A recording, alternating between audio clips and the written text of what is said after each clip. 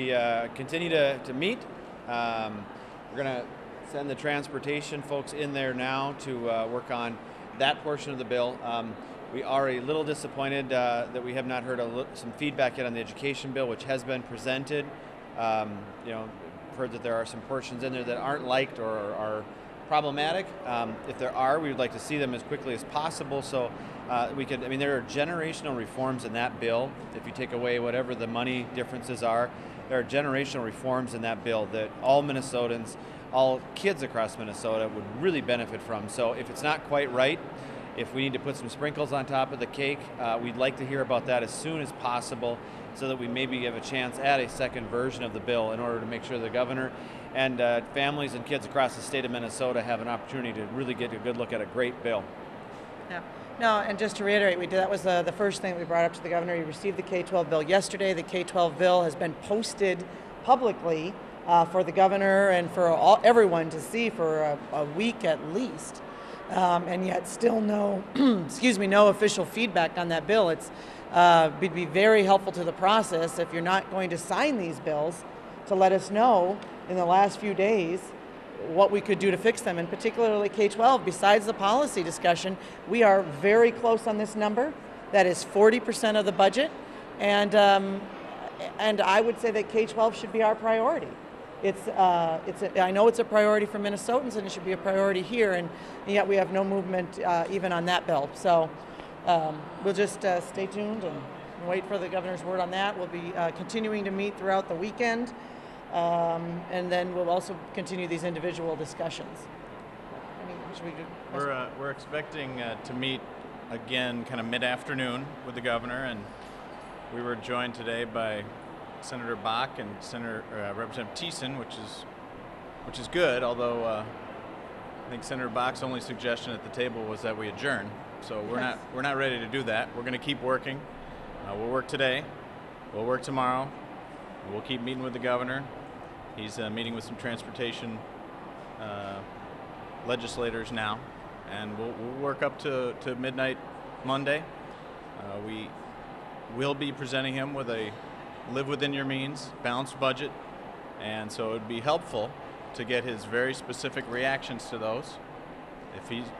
Tell us why you're vetoing the K-12 bill, Governor. You said you're going to veto all of these, so now you need to tell us why. So we've got floor sessions now, and we'll be back down here this afternoon. Sounds like you took a step back. We did.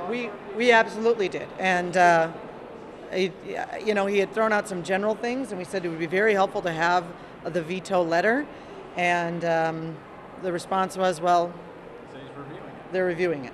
Well, what did you guys talk about for the whole time? If you guys didn't talk about K-12, what was the main substance you got to? We talked about K-12, we talked about public safety, we opened up the floor, we had some new folks at the table, Representative Thiessen and Senator Tom Bach. Jim Showalter stopped in, the commissioner of MMB. And so, we asked them to add to the discussion. There was, as I said, not much added from that end.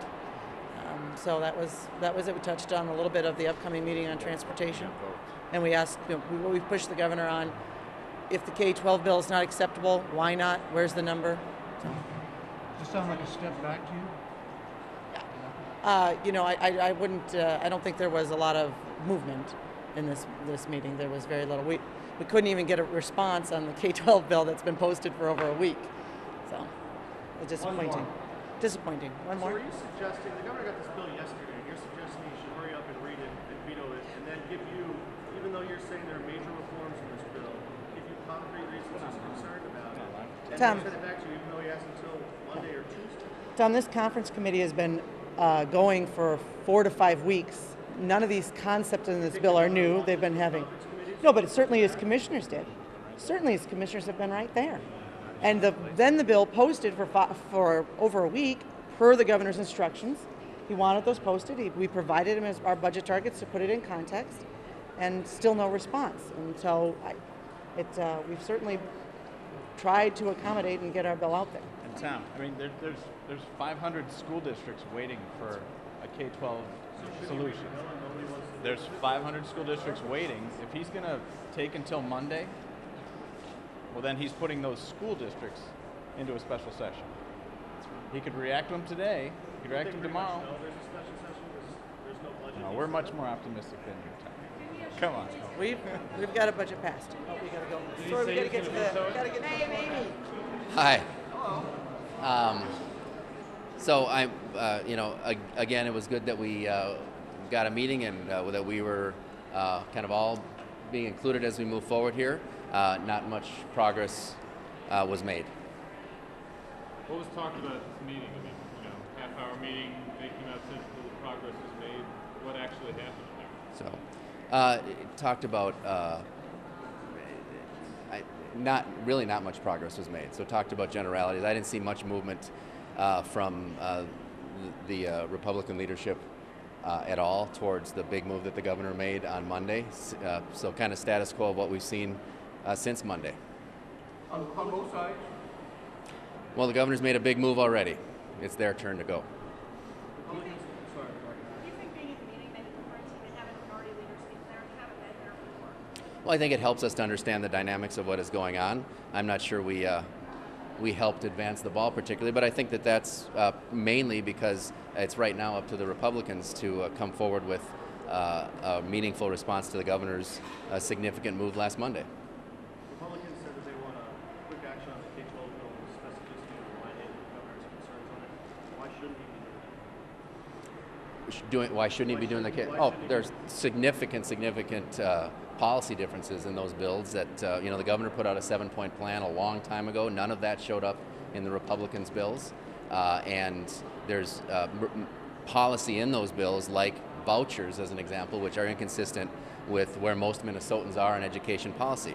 And so I think that's where the discussion needs to take place. If this meeting helped you understand the dynamics of what these meetings look like, I mean, what do you know now that you didn't know an hour ago? I mean, what about how this negotiation is going and how these discussions are? Well, it's a fair point. It was good to be inside to see the dynamics, but it's very similar to what I've been seeing from the outside, which is that the governor made a significant move on Monday, going $1.8 billion toward the Republicans, and the Republicans haven't moved in their position at all. And that's the indication I got in the room. Thank you.